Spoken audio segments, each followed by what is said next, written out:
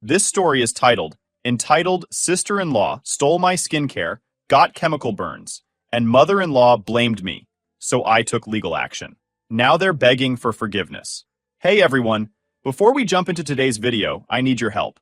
We've noticed the channel is losing some traction, and subscribing is one of the best ways you can support us. It's quick, free, and it helps us keep bringing you awesome content. Your support means the world. Let's keep this channel growing together. Thanks so much. Now let's start the video. I need to get this off my chest because it's been weighing on me for weeks.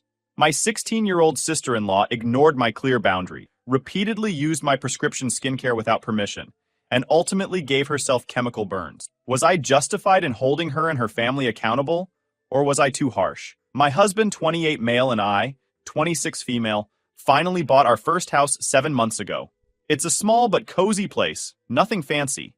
Moving in together was a huge step for us, and while it's been amazing to have our own space, it's also been exhausting. You don't realize how much work goes into maintaining a house until it's your responsibility. Between unpacking and trying to make the house feel like a home, I've barely had time to catch my breath. Still, I was proud of what we'd accomplished. That is, until my sister-in-law started treating our house like her personal hangout spot. Let me set the stage. My sister-in-law, a 16-year-old female, let's call her Sarah, just got her driver's license, so she's been popping by our house like it's no big deal. At first, I thought it was sweet. I figured she just wanted to spend time with her brother.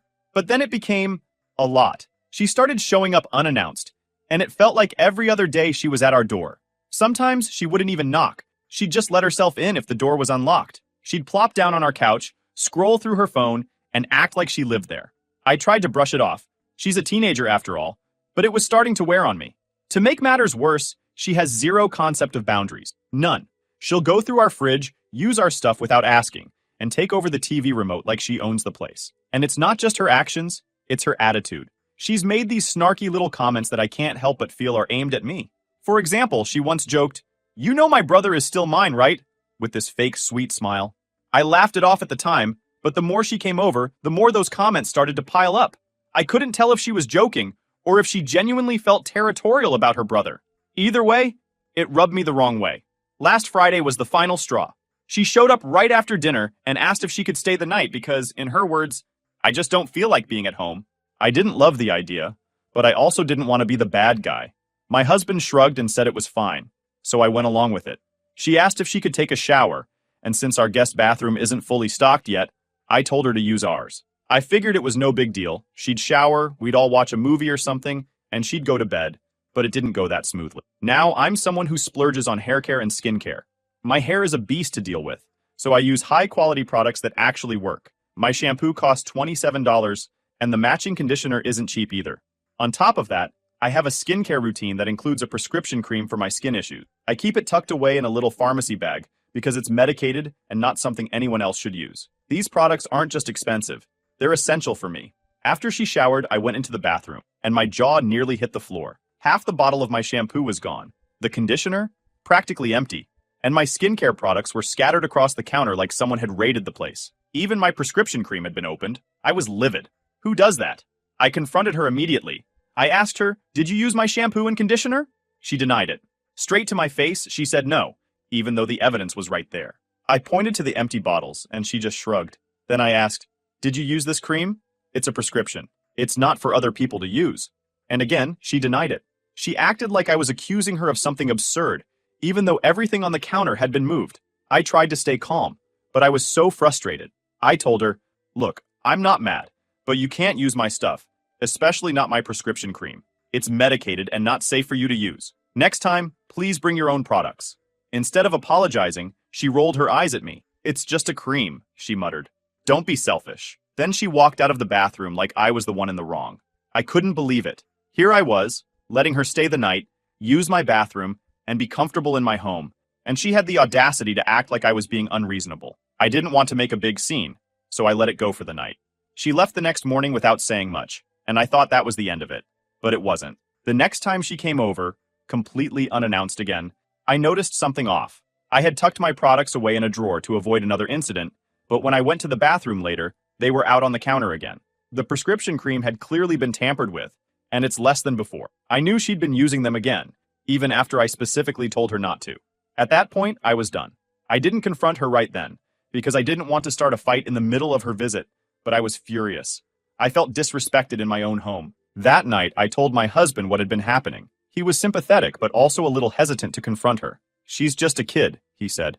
Maybe she doesn't realize how much it's bothering you. I told him that wasn't the point. She's 16, not 6. She knows better than to use someone else's stuff without asking. And even if she didn't know at first, I told her to stop. And she ignored me. That's not an accident. That's a choice. We decided to set some boundaries. I told him I wasn't comfortable with her coming over unannounced anymore. If she wanted to visit, she'd have to call first. And she wasn't allowed to use our bathroom or my products again. Period. My husband agreed, but we both knew this conversation wasn't going to go over well. I thought things would calm down after that, but little did I know, this was just the beginning. By Tuesday, my husband and I found ourselves at his parents' house for dinner. I wasn't exactly excited to go because, frankly, I was still stewing over his sister's antics. I figured I'd just keep my distance from her, smile politely, and try to avoid any drama. But when she walked into the room, I immediately noticed something was wrong. Her face was red, peeling, and covered in angry breakouts. It looked bad. Like really bad. At first, I genuinely felt bad for her. I assumed she'd had an allergic reaction to something or maybe overdone it with some new product. I was about to ask if she was okay, but before I could say anything, she turned to me, glaring like I had personally sabotaged her skincare routine. "This is all your fault," she said, loud enough for everyone at the table to hear. I froze. "Wait, what?" She crossed her arms, still glaring at me. "You didn't warn me that your skincare could mess up my face." I blinked at her, completely blindsided. It took me a second to process what she was even talking about. "I didn't know you used it," I said, trying to keep my voice calm. "I told you not to use my prescription cream." That's when the floodgates opened. She launched into a full-blown rant about how I should have warned her that my products were too strong and how I'd ruined her skin. She made it sound like I'd intentionally tricked her into using something dangerous. Meanwhile, I was sitting there trying to figure out how she'd managed to twist this into being my fault. Before I could even get a word in, my father-in-law jumped in. "Why didn't you tell her it wasn't safe to use?" he demanded, looking at me like I was the one who'd messed up. "She's only 16. She doesn't know any better." I was stunned. "I did tell her not to use it," I said firmly. "She went through my stuff without asking. It's not like I left it out for her." He shot back. "You're the adult. You should have been more responsible." At this point, I could feel my blood boiling. Responsible? Before I could respond, my husband jumped in. "She's 16, not 6, he said, echoing exactly what I'd told him the other night. "She knows better than to dig through someone's personal stuff and use prescription products without permission." His dad wasn't having it. "You should at least take her to a doctor to fix this," he said, looking at me again. "It's the least you can do." I almost laughed at how absurd it was. "I'm sorry, but I'm not paying for a doctor because she ignored me and used something she wasn't supposed to," I said. "That's not on me." My mother-in-law chimed in then, trying to play the mediator but only making things worse. "Look, let's not make this a big deal. It's just a misunderstanding. She didn't mean to cause trouble." "She went through my drawers," I said, my voice rising. "This wasn't an accident. She used my prescription cream after I specifically told her not to." The conversation spiraled from there. Every time I tried to defend myself, they came back with something about how I should have been more accommodating, or how I was the adult and should have handled it differently. It felt like no one was listening to me except my husband, who eventually shut the whole thing down. "We're not paying for anything," he said firmly. "This isn't my wife's fault. If Sarah wants to use products that aren't hers, that's on her." The table went silent after that, but the tension was suffocating. I barely ate anything the rest of the night, and as soon as it was polite to leave, we got out of there. On the way home, I told my husband how frustrated I was. "It's like they're refusing to see what she did was wrong," I said. "They're acting like I'm the villain because I didn't baby her." He sighed, looking just as frustrated as I felt. "They've always coddled her," he said. "She's the youngest, so she gets away with everything. They think it's easier to blame someone else than to hold her accountable." The next few days were quiet, or so I thought. Then my husband got a call from his mom. Apparently, his sister had been complaining about me nonstop since the dinner. According to her, I was territorial about my stuff and didn't want her using it because I was trying to assert my dominance. Seriously? Who even talks like that? She made it sound like I'd been waiting for her to mess up just so I could pounce on her. When my husband told me what she'd been saying, I felt equal parts furious and confused. How could she spin this into me being the bad guy? All I wanted was for her to respect my space and not mess with my things. Was that really so unreasonable? It didn't stop there, though. Apparently, she'd been telling anyone who would listen about how mean and selfish I was. Some of her cousins even texted my husband, asking why I was being so cruel to his little sister. I was floored. The nerve of her to play the victim after everything she'd done was almost impressive. I thought setting boundaries would solve the problem, but things only got worse. A few days later, I found out that my sister-in-law had escalated things even further. She told her parents that I let her use my products, knowing they'd mess up her skin. Like I'd handed her the cream and said, "Here, ruin your face with this." I couldn't believe it. They were acting like this was a crime scene. At that point, I knew I had to do something to protect myself. This wasn't just annoying anymore. It was turning into a full-blown attack on my character. And if they wanted to escalate, I was ready to fight back. After that chaotic family dinner and endless accusations, I woke up feeling completely drained. The events from the night before kept replaying in my mind, and no matter how much I tried to shake it off, I couldn't. My sister-in-law's accusations, my in-laws' refusal to take responsibility, and the sheer audacity of it all, it was infuriating. I felt cornered in a situation where I knew I wasn't in the wrong, but somehow I'd become the villain in their story. I needed to take control of the narrative before things got even further out of hand. I decided the best way to start was by consulting my dermatologist. Not only could they help me replace the prescription cream that had been wasted, but I needed expert advice on how to protect myself from the baseless accusations my in-laws were throwing around. My husband agreed it was a smart move, so I made an appointment and went in that same day. When I arrived at the dermatologist's office, I laid everything out for the doctor. How my sister-in-law had gone through my belongings, used the cream without my permission, twice, and how it had severely damaged her skin because it wasn't meant for her. I even told them about the drama with my in-laws and the looming threats of legal action. I half expected them to look at me like I was being dramatic, but instead, they were incredibly understanding. The doctor listened intently, nodding as I explained. When I finally finished, they leaned back in their chair and said, "This is actually more serious than you might realize," they said. "The reaction your sister-in-law experienced isn't your fault. It's entirely due to misuse. These are prescription-strength products designed for a specific condition and tailored to your skin. They're not meant for general use." They then offered to write a formal statement for me, detailing how the products were safe when used as directed, and that the adverse reaction was caused solely by her misusing them. It felt like a huge weight lifted off my shoulders, knowing I'd have this statement to back me up if things escalated further. But then the doctor said something that completely caught me off guard. "You know, her using your prescription products without permission could technically be considered medical theft." I blinked. "Medical theft?" "Yes," they said. "Prescriptions are legally protected. They're prescribed to you and no one else for a reason. For her to knowingly take and use your prescription product, especially after you explicitly told her not to, could be reported to the authorities. It's not just a minor boundary issue. It's a serious matter." I sat there for a moment, letting their words sink in. Medical theft. It sounded so heavy, so official. Filing a police report over something like this hadn't even crossed my mind.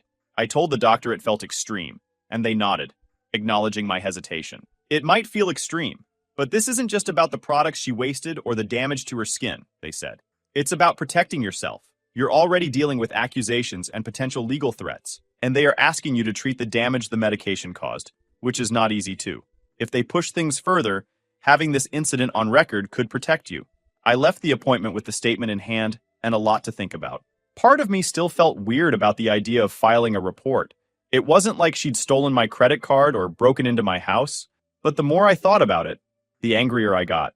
This wasn't a simple misunderstanding or an accident.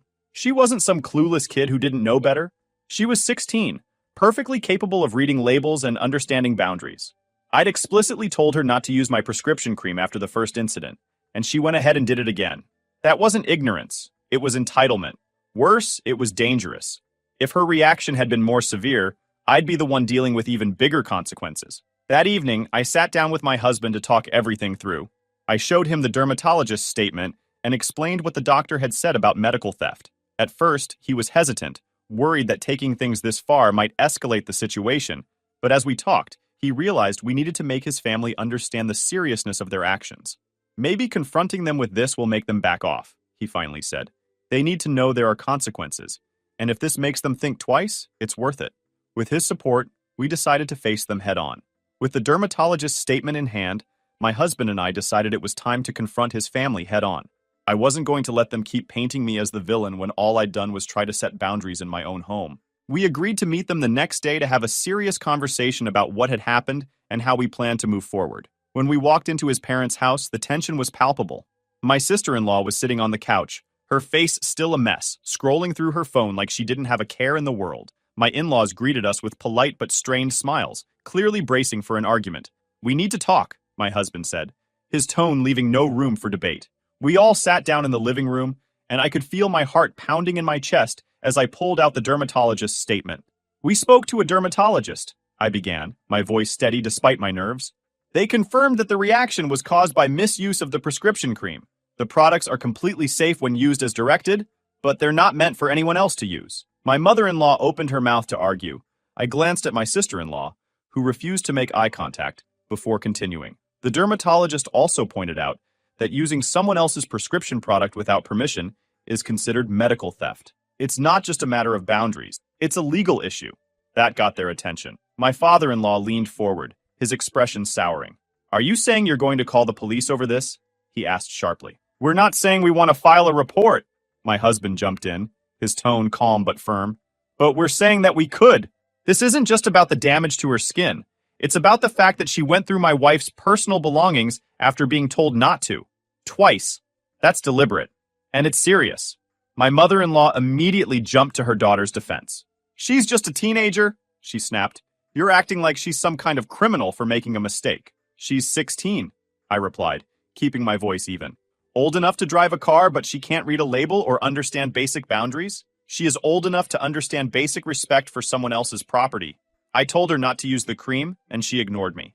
That's not a mistake. That's a choice." "Even so," my father-in-law cut in, his tone sharp. "This is family. You're really going to threaten her with something like this? Over what? Some shampoo and cream?"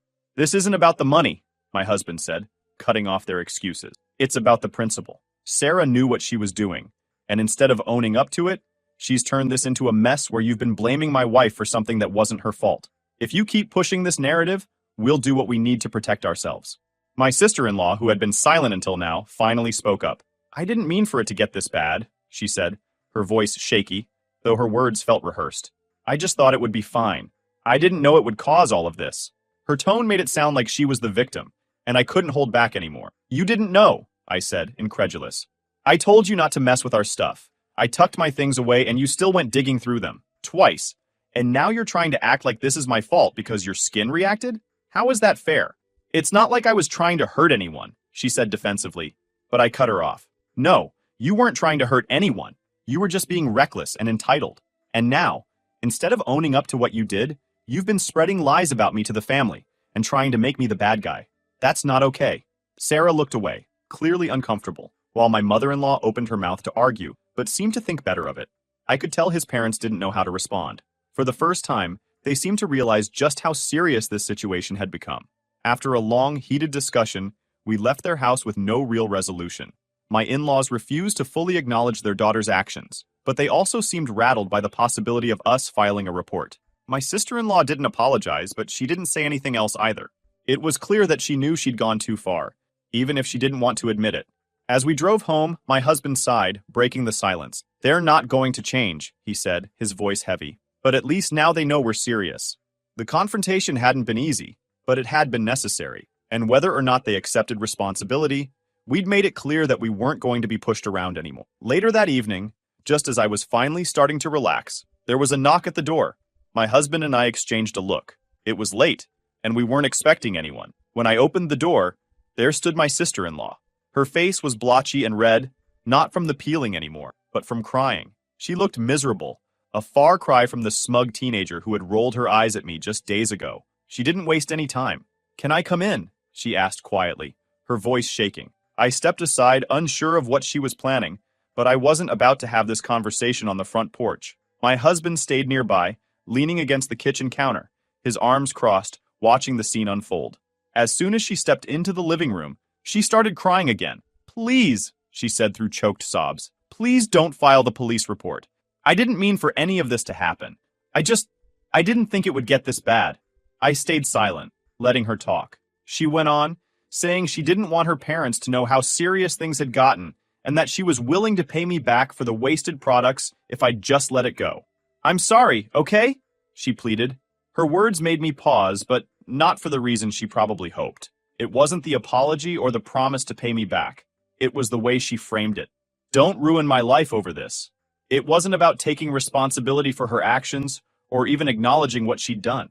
She was scared of the consequences, not sorry for her behavior. I took a deep breath, steadying myself before responding. You ignored my boundaries, and then tried to make me look like the bad guy spreading rumors when things went wrong. You're not a little kid who doesn't know better.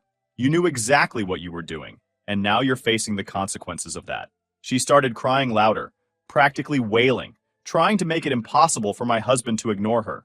She kept throwing these desperate glances his way, like she was begging him to swoop in and save her, playing the helpless little sister card.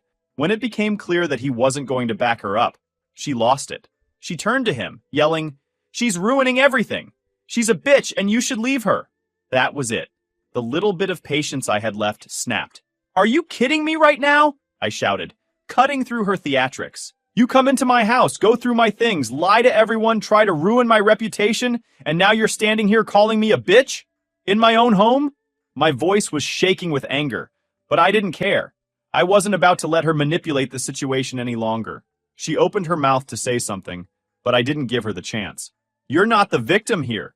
You've been disrespecting me from the moment you walked into this house, and now you think you can come here, cry a little, and turn my husband against me? Get the fuck out now." Her jaw dropped, like she couldn't believe I had the audacity to stand up to her. She turned to my husband one last time, tears streaming down her face. "Are you seriously just going to let her talk to me like this?" she yelled, trying to get him to take her side. But he wasn't having it. "You need to leave," he said, his tone firm. "She's right. You crossed every line, and now you're doubling down instead of apologizing. This isn't her fault. It's yours." That seemed to shock her into silence. She stood there for a moment, frozen, before grabbing her bag and storming toward the door. "Fine," she spat, her voice cracking as she tried to sound tough. "But don't expect me to forgive you for this." I didn't bother responding. I just stood there, arms crossed, watching as she slammed the door behind her. I looked at my husband and said, "I'm done. She's not stepping foot in this house again." He nodded, his expression weary. "I know," he said, "and you're right. This has to stop." The day after I kicked her out, my husband and I went ahead and filed the police report. I wasn't thrilled about having to take things to that level, but her behavior had left us no choice. If my in-laws wanted to keep painting me as the villain, I wanted the truth to be on record. The process moved faster than I expected. When the authorities questioned Sarah, she broke down almost immediately. At first, she tried to spin the same sob story she'd been feeding her parents, but that didn't hold up under questioning.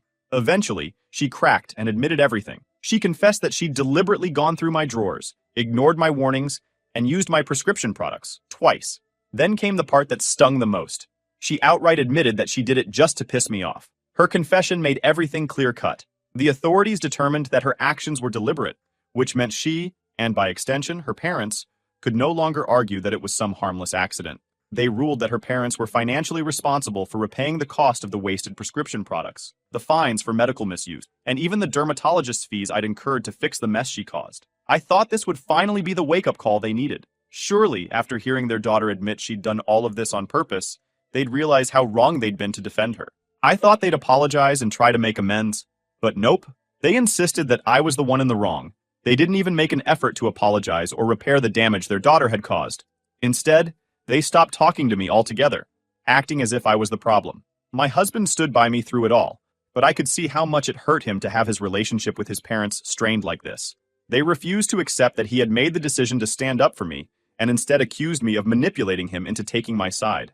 It was comforting to know he was in my corner, but it didn't erase the sting of being villainized by his family. Still, I knew I'd done the right thing. If they wanted to twist the story to make themselves feel better, that was their choice. I wasn't going to let it affect me anymore. In the end, they were forced to pay me back, and my sister-in-law hasn't spoken to me since her confession, which is probably for the best. I think she's embarrassed, not just because of what she did, but because she finally had to face real consequences for her actions. I know I did the right thing, because if I didn't, things would have escalated even more, potentially ruining my relationship with my husband. She was malicious and disrespectful, and I don't want her anywhere near me. But sometimes I wonder if I was too harsh. Was filing the police report and taking it this far the right call? Or could I have handled it differently? Please, Reddit, be honest with me.